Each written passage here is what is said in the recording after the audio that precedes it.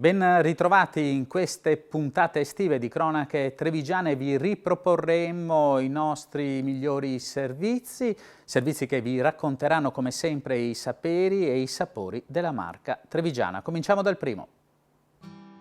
Sono 15 in totale i borghi veneti ad essere giudicati tra i più belli d'Italia o a vantare la bandiera arancione del Touring Club, luoghi da vivere a piedi e in bici, ma anche a cavallo. È stata infatti presentata la prima Ippovia del Veneto che attraversa la pedemontana trevigiana tra i vigneti di Prosecco e le Prealpi e promuove un settore di 3.600 aziende e 13.000 cavalli.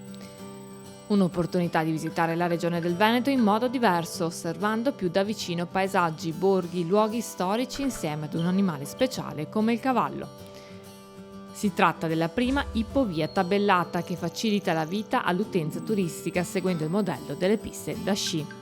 Si raggiunge infatti con comodi parcheggi e disegna percorsi semplici da seguire. I tracciati sono tutti georeferenziati e il progetto ha visto la notevole partecipazione dei comuni e delle associazioni locali.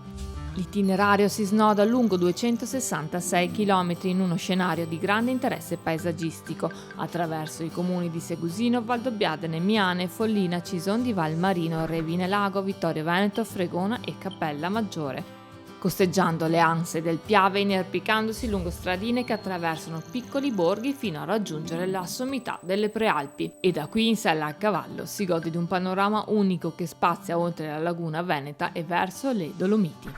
Un nuovo modo di vivere il territorio veneto all'aria aperta in sella, ma non solo, dato che per chi preferisce evitare di trottare ma avesse una buona dose di fiato si possono percorrere i sentieri anche con la mountain bike o con comode scarpe da trekking.